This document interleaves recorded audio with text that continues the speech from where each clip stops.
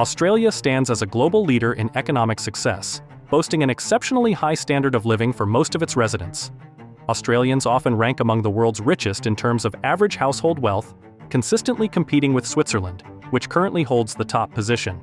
As a matter of fact, Australia has attained this level of prosperity without experiencing significant recessions for over 30 years. But why is this the case? Is it simply because Australia is lucky? Or many say so. It's true though. Australia has a vast resource-rich landmass, no bordering country to share it, and a relatively low population. But is Australia a developed economy? It is. But what exactly does being a developed economy mean? There isn't a strict numerical standard to categorize economies as developed, developing, or underdeveloped. The International Monetary Fund uses the term advanced economy to refer to countries that meet certain criteria. These include having a high income per person, a highly developed industrial sector, a diverse range of exports, and a financial system well integrated with the global economy. Certainly, Australia ticks many on the list. Does it have a high per capita income? Yes, it ranks among the richest nations. What about a well-integrated financial system? Yes, Australia's currency and banking system are widely acknowledged.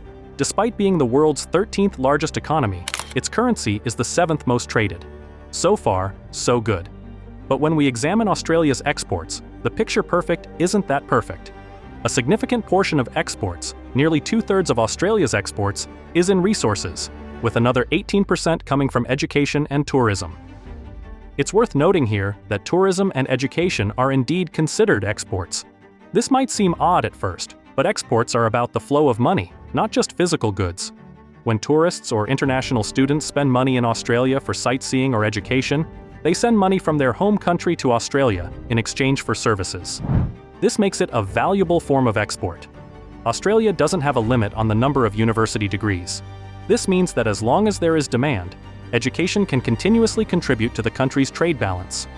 Many reports have accused some Australian universities of issuing degrees to international students who may not have had sufficient proficiency compared to local students. This issue of prioritizing revenue from international students negatively impacted the country's global reputation as a prestigious educational destination. So, these export categories might not be as sustainable. However, this topic is debatable. Considering the downside of this export category, Australia is now left with its primary export categories: natural resources and agricultural products. Imagine a nation exporting raw materials and livestock. You might imagine a developing or even an underdeveloped country without advanced production capabilities and infrastructure. This lack of a well-rounded export portfolio challenges its status as an advanced economy.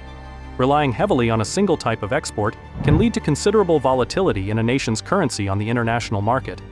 Another aspect is foreign investment, but Australia lacks here too. Despite Australia having one of the world's highest levels of foreign direct investment, the problem lies in its allocation. FDI investment is not invested in industries that would encourage long-lasting, innovative growth. An impressive $360 billion, accounting for 35% of all foreign investments in 2020, was invested in the mining industry rather than technology. Furthermore, it's important to note that these resources are inherently limited. As foreign investors continue to reap profits from these mines, the quantity available for the welfare of the nation's citizens diminishes. Undoubtedly, Australia has contributed significantly to technology, from hearing implants to advanced battery storage. However, the issue lies in its inability to retain these innovations, often losing them to other countries. Foreign investors often hesitate to invest in Australia, making it challenging to develop a tech investment ecosystem like Silicon Valley's. Many of Australia's largest and most innovative tech companies set up operations in the US. While mining made up a large portion of Australia's exports and attracted a healthy share of its foreign investment, it didn't contribute much to the domestic economy. To explain why, we need to talk about taxes. Australia is known for having some of the highest taxes globally. One notable tax strategy in Australia is called negative gearing. This means that if you own a property and the rental income generates less than its maintenance costs, including mortgage repayments and repairs, you can deduct that loss from your taxable income. Australia's tax structure favors property investment, making it almost a no-brainer for high-income individuals to invest in real estate. However, this bias is expensive for average workers, particularly young professionals in major cities who earn relatively modest salaries to invest in real estate. This scenario also appeals to foreign investors searching for a stable and secure market to invest their funds. Nevertheless, once investors acquire these properties, they are unlikely to be put up for sale again, at least not for a considerably long time.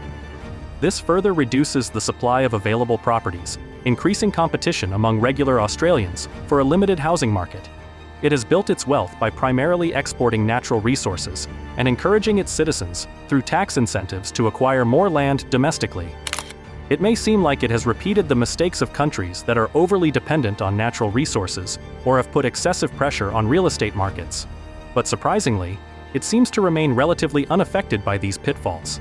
Australia is indeed a lucky country, but for its long-term prosperity, one can only hope that this streak of luck continues any signs of diminishing. What are your thoughts? Share them in the comment section below. To get more from Economies and Nations, make sure to subscribe to our channel. We will see you in the next one.